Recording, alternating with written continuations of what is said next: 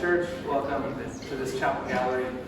And as we gather in this space, in any form, we begin recognizing we gather on the traditional, ancestral, and unceded lands of the Lekwungen-speaking people, the Songhees and Esquimalt nations. Grateful for this place, grateful to be able to gather to celebrate art, to celebrate the show. For those of you that I don't know, I'm Reverend Matt Humphrey, part of the team here at the church, and grateful for the widening team and community around us that gathers to celebrate this art. So welcome into this space. Welcome also, I should say, for those joining online, those who are watching later. But for all of you who are in-house, just a couple of brief housekeeping notes as we start. Thank you all. I know there's tickets and there's vaccine passports and masks and distancing and all of these things, but this is how we can safely gather. So I thank you for your observance of that. Note that after Chrystal's talk, the gallery will be open to see the art. We can only do 6 at a time in that space, but we are open Fridays, Saturdays, and Sundays for the next couple of weekends. So do come back. You'll have more space and time to see it, but that will be for tonight. And just with regards to this space and a bit of housekeeping, there is a washroom at the back of the church if you need that. So without anything further, I'm going to introduce Nikki, who manages the gallery along with a team of curators and volunteers, and turn it over to her to introduce our artist.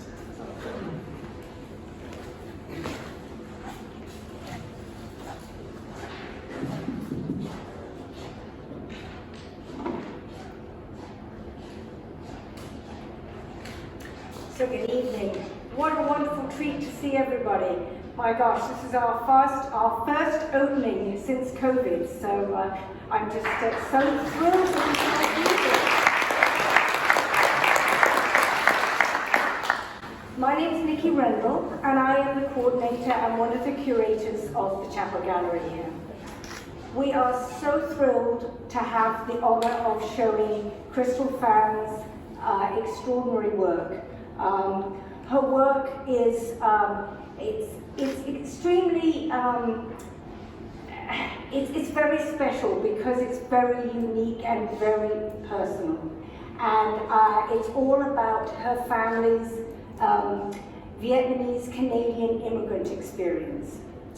So the title of the show is called Once for a While, and it features large-scale oil paintings of everyday Vietnamese Canadian life. Crystal's drawn from her memories and her family stories to capture the humanity of her family's adjustment to their new life in Canada. The paintings express with a tender sensibility a universal story of immigrant experience crossing cultural boundaries. The works are on a large scale, often associated with epic stories.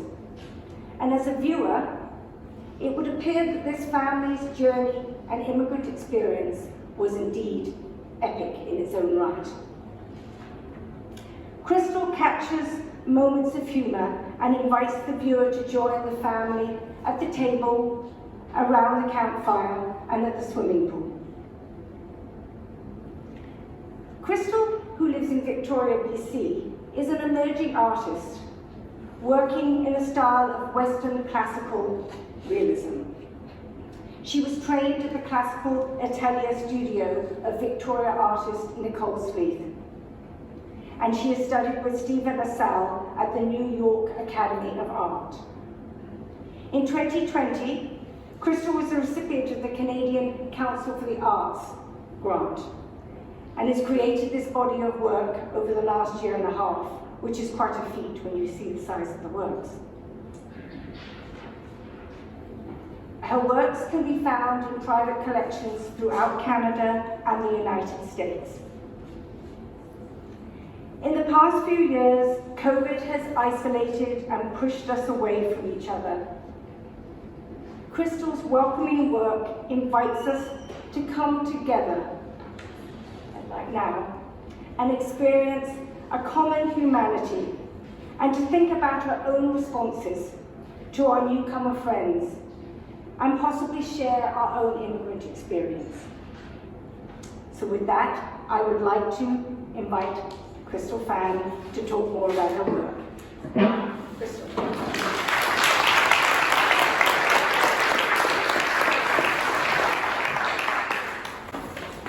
Thank you, Vicki, and thank you, Reverend Matt. I have to say a big thanks to the Chapel Gallery because they took a big leap of faith in letting me, in hosting this exhibit. When I came to them with this project, I had no paintings to show them. And they had no reason to trust me to actually complete these paintings because I hadn't done any work before. I said, will you take this show? And they did, so I'm very grateful. Thank you, Vicki and Reverend Matt and everyone at St. Matthias and the Chapel Gallery. So what I wanted to do is quickly talk to you a little about the thought process behind this series and then some of the technical stages that I went through for the art. And I start with this here. Now, this is a myth that I want to dispel. So this creative myth around artistry and particularly painting that I come across a lot, and that's that, you know, the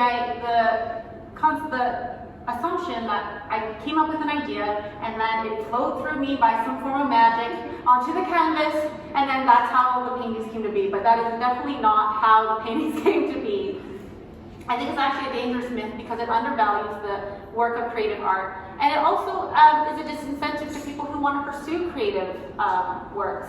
I mean, some people will say to me like, oh, you know, I'm not creative or I'm not artistic. I guarantee you those are not prerequisites for pursuing an artistic life. So anyone who has like the idea that they want to do something artistic, do it because you can. It is a learned skill.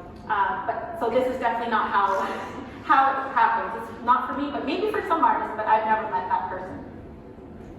This is closer to how this series came to life. It was a lot of thinking of ideas, dumping the ideas, coming up with new ideas, and the series, this particular series in its current form came to me it revealed itself over a number of years, and it went through so many iterations.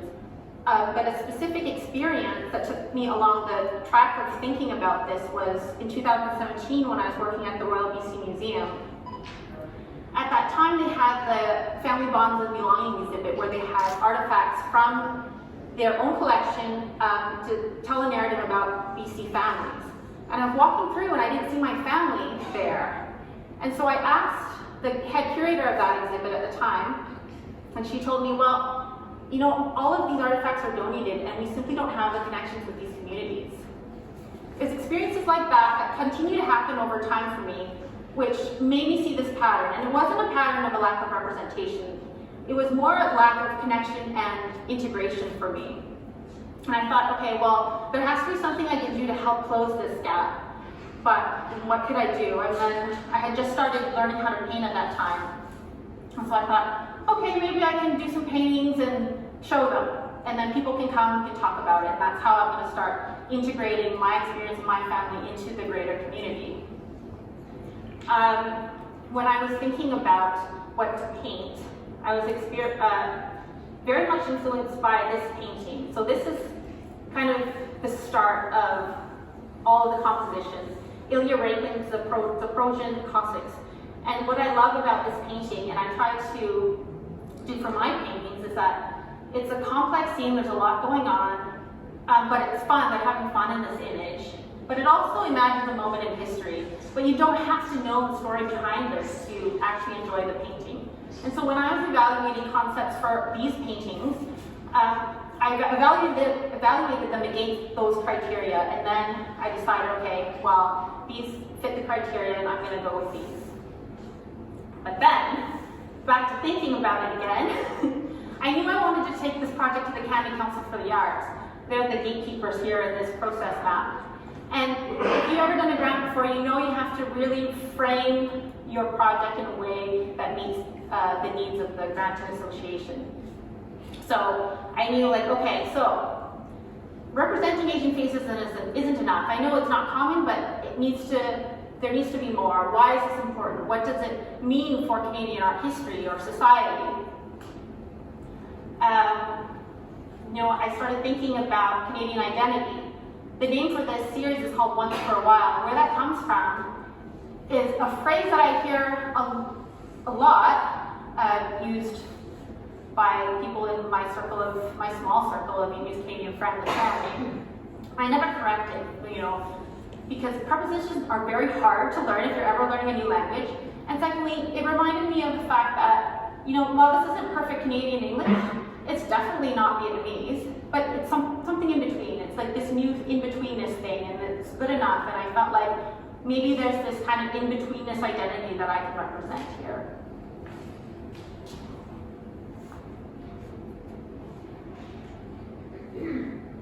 So these are some of the models that I use. This is a family from Vancouver.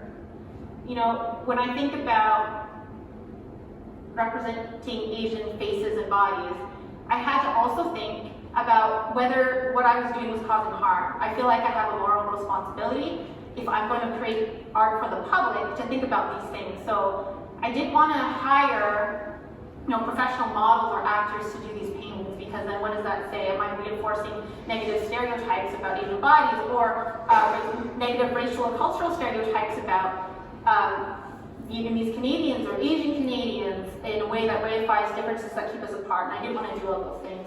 So I did hire everyday people because I feel like I wanted to represent everyday people like me, and people from every kind of background can relate to them, because I think we all see ourselves as everyday people.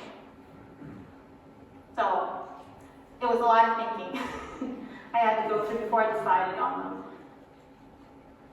what to paint. So this is these are some studies and photos from my first painting that I did called Camping.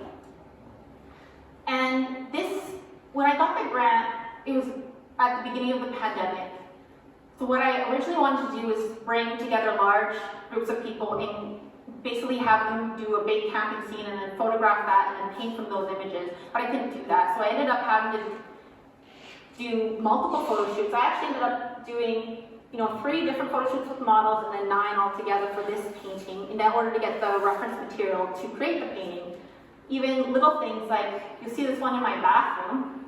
That's if you see the painting in the gallery, you'll see there's some beer bottles and some cheesy chip bags in the camping scene. And I actually had to put those in my bathroom because it's the only place I can control the light, and imitate the lighting. So I have this warm light that represents the fire, and then a cool light that I shone on from the other side to represent the moonlight. And then I would take photos, and then I would use those as reference images to paint from. I went to Elk Lake, that's the background you'll see, at dusk, and I took photos all the way till nightfall to try and find the right light, which I never found. And then, so that was a waste of time.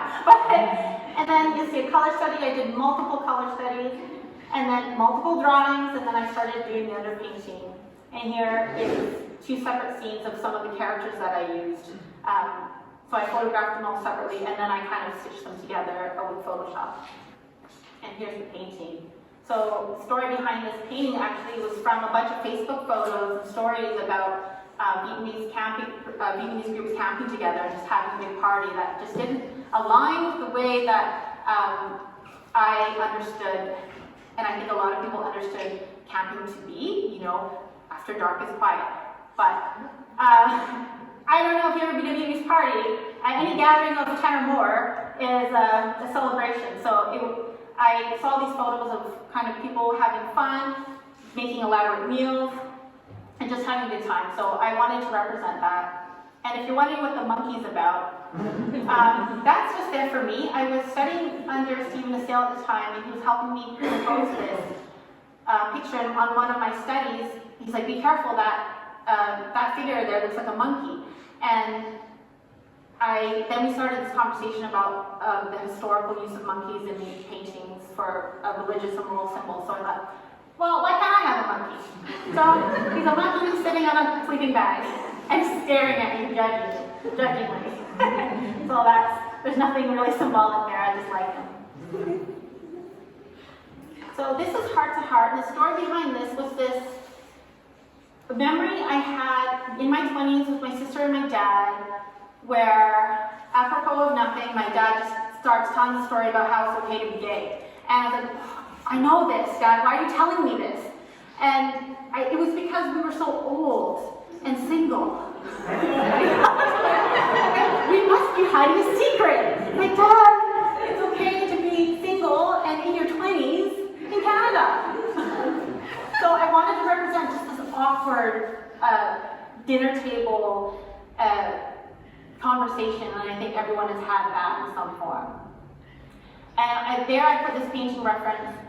You know, what I'll do if I'm trying to figure out the composition for a painting is I'll look through either books or Google at images from painters that I like, or paintings that I like, and then I'll line them up and say, what do all these have in common? And then I'll take that element and add it into my painting. What I like about that, this is the counterbalance of the architectural elements with the soft organic forms of the body. So with the windows and the doors and the corner.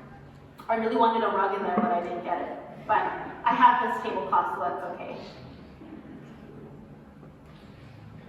So here again is another reference that informed the composition for this turkey dinner painting. And the story behind this is one that my mother told me about how during one of their first years in Canada, they got a food basket, like a Christmas hamper, and there was a big turkey in it. And they did not know the symbolism of the turkey at the time. They were newly arrived immigrants. And so, you know, we would see it and would understand that you roast this turkey and you have it with stuffing and potatoes and whatnot. And they didn't know that, so they cut it up and they made curry. So this is my mom making curry that would last the entire year. Like, what on earth is this giant bird? So this is a picture of me doing the underpainting. This was the first time I decided to figure out how much can I get done in a day. So that went from a blank canvas to just about a quarter of the underpainting for this picture in a day. I would probably spend about 150 to 200 hours on this painting. So this is my pool party painting, and I was influenced by Eric Fischel's work on pools. And this story represents one told to me by my friend Emily about how she went back to Vietnam to visit her sister, and they went to a public pool, and she was so embarrassed because everyone was wearing all their clothes. And I was like, you haven't been in Canada for this long. Like, what? How do you not know that this is just, you know, a Vietnamese thing? Because there are not many pools where you were originally from.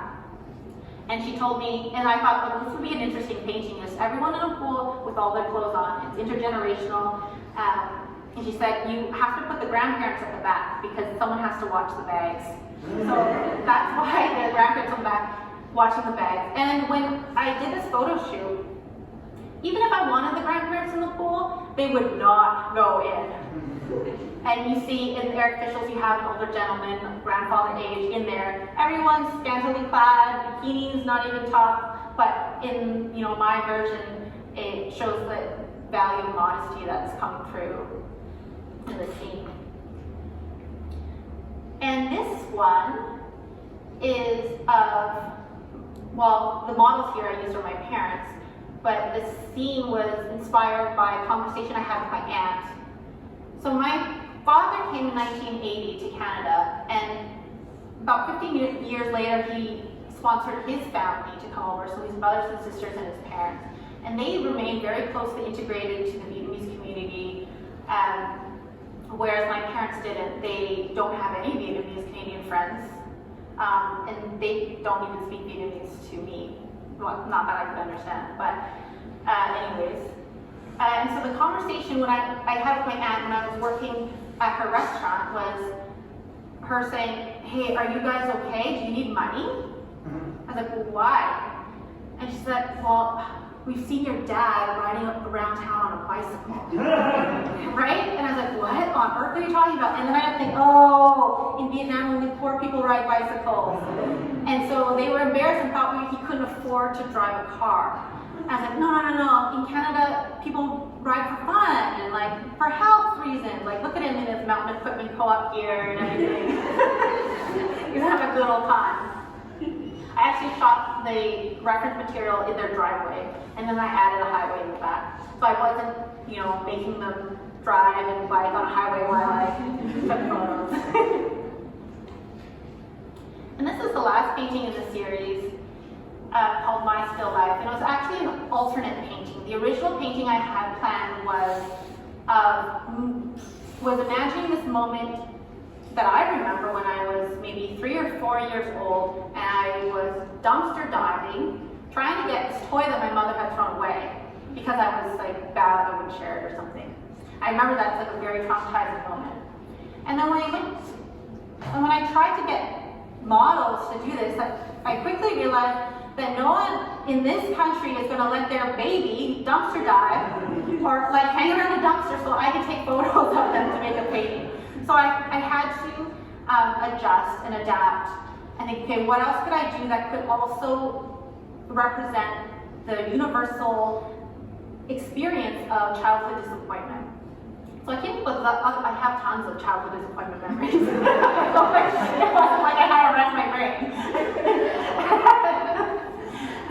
So this one symbolizes what I call like Daddy Dead Day. We have this dinner that every year that celebrates the anniversary of my maternal grandfather's death. And so in the very back of this painting, there's this ancestral altar, and there will be food set up for the spirits. And then in the almost the very back, you can see me with this is representing me with my arms folded, and I am not participating in this festivities. And because I'm upset because I can't eat the food on the ancestral altar. And then I don't, like, there's candied coconut on that altar. And I couldn't have any, and I didn't know why, and I couldn't ask because I was afraid to ask. But what this represents to me is just that feeling of, when you're a kid and something so tragic happens to you, but ultimately it's incredibly trivial. So look, life goes on without you. Passes you by, nobody cares. Like, there's this huge dinner spread, and you're being a little baby.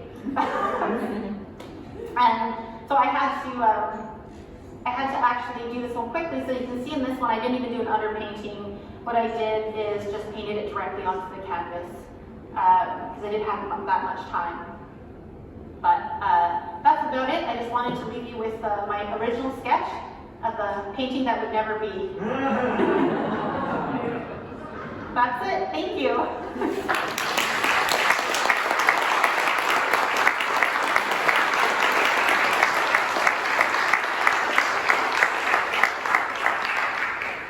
Did you want to do a question?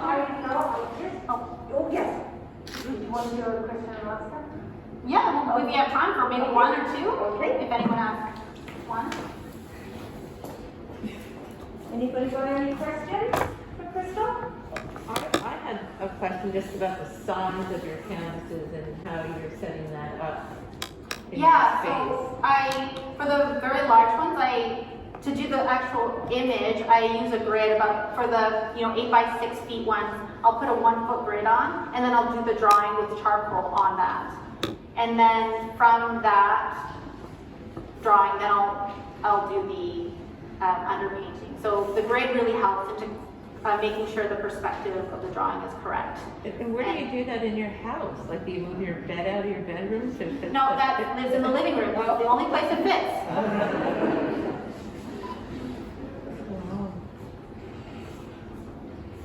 You got a question? Oh, I was just saying, Oh. yay. Oh. Oh, okay. Paintings of shrimp crackers. Can you explain the significance? Absolutely. So if anyone didn't hear that, this gentleman was asking about the significance of the shrimp cracker houses. So the paintings out here are just extras, so they're not actually part of the series, but they are related in a sense because they represent childhood food experiences. And this is actually, so shrimp crackers are snacks that I used to eat as a kid, and that's like I think they're Thai snacks. And I constructed houses of them and burned them down. It was kind of to represent burning down villages or identities, and it's dark. That's all. Thank you. Yes, sir. What is the story of the portrait here? It's a beautifully done one. Oh, the bathtub one? Yes. oh, the story behind the bathtub one. I mean, there's no story really. I think most realist painters want to do a bathroom painting. And do it, usually it's to show your skills doing fog or condensation. But so this is kind of my joke about like, well, I'm gonna do a bathroom painting. Just sit in the bathtub. But it's just a joke, making fun of realism painters. Yes? Have you been able to show any of the works to any of your friends and family in the Vietnamese community? And so, any thoughts or feelings, or even the models themselves? Yes, my cousins are here, and they're models for camping. They're here. I think they like them. And I think the models from Vancouver who did pool painting, the pool party and the altar, the My Still Life altar painting, it brought to consciousness some ideas about identity that they hadn't thought of.